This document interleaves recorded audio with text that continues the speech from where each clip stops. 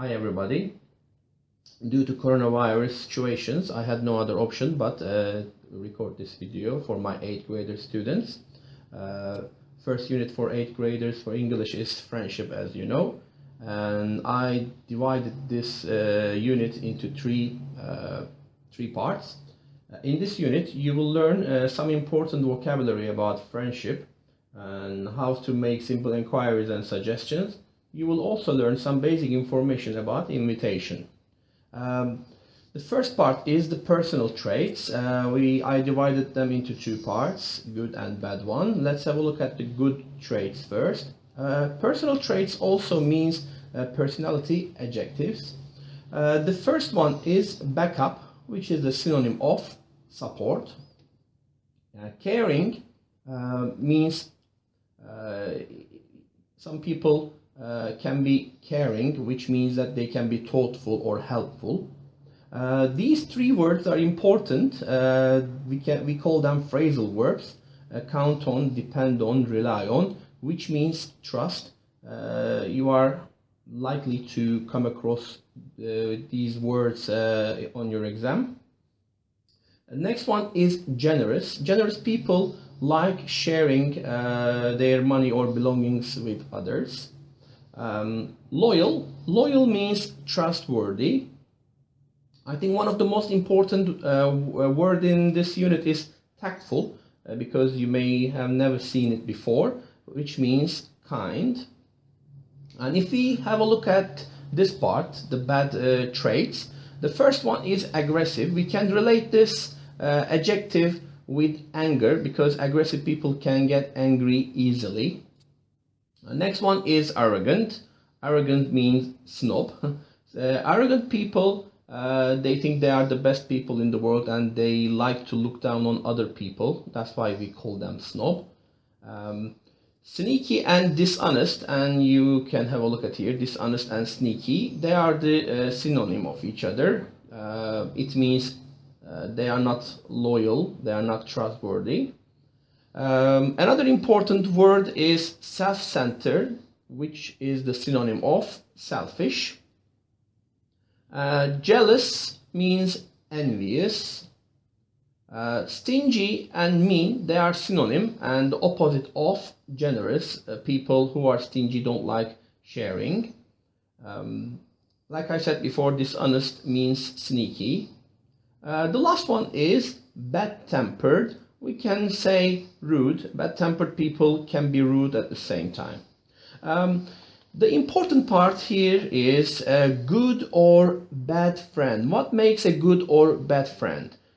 We have two very important verbs here. The first one is tell. The other one is secret. Why? Because we use them with other nouns like tell the truth or tell lies, which is opposite of each other. And secret, we either keep secret or share our secrets. So that's important. We always use with these words. So what makes a good or bad friend? Let's have a look at these examples here. The first one is a good friend always tells the truth. Next one, a good friend always keeps your secrets. But let's have a look at the bad ones. A bad friend tells lies, or a bad friend shares your secret.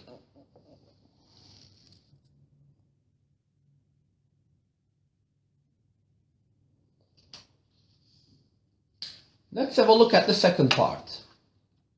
Offering and making invitations. We have 5 different ways of offering and making invitations. The first one is, would you like, in parentheses, to. Why? Because would you like to eat some pizza? If we use to, it has to be followed by base verb after. And next one is, would you like some pizza? So if we have noun instead of verb, so we cannot use to here. So that's important point. The second one is let's plus verb. So let's watch a horror film tonight. But do not forget, we do not have a question mark here because this is not a question. This is a kind of suggestion. So as you can see, let's and base verb comes afterwards. Third one is shall we plus verb. Shall we ride a bike this afternoon? These three always use with base verb, but the next one, fourth and fifth one, it's different. If we have a look at this, what, how, about, verb plus ing. What about coming to our house tomorrow? It wouldn't make any difference if I used how instead of what here. It would be the same. How about coming to our house tomorrow? But what is important here is after what about or how about, verb has to take ing after. The last one is fancy, or you can also see in this way, do you fancy, would you fancy? But don't forget, again, we have to use verb plus ing with this. Like fancy going to John's barbecue party. Although we do not have any helping verbs here, we still use question mark here, do not forget. If there is an offering or invitation, then we have three options. The first one is accepting, second one is refusing, and third one is refusing with an excuse.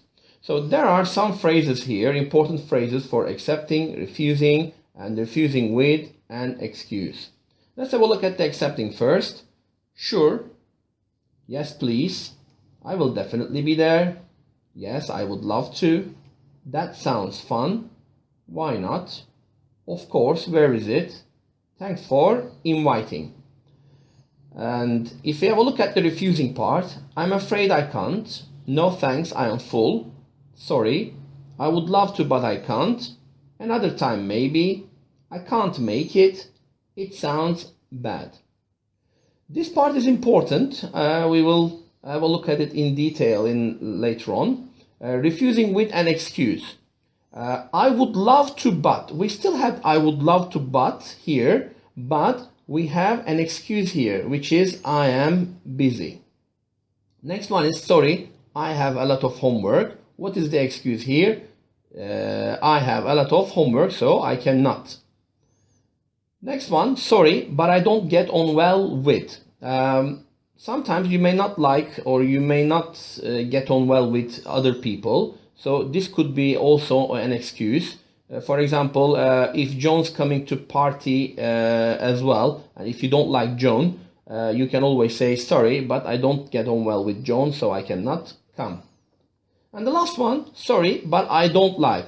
If you are invited to a birthday party and if you don't like parties, you can always say, sorry, but I don't like birthday parties. So this is refusal with an excuse. If we have a look at the third and last part, invitation card or email. There's always an event.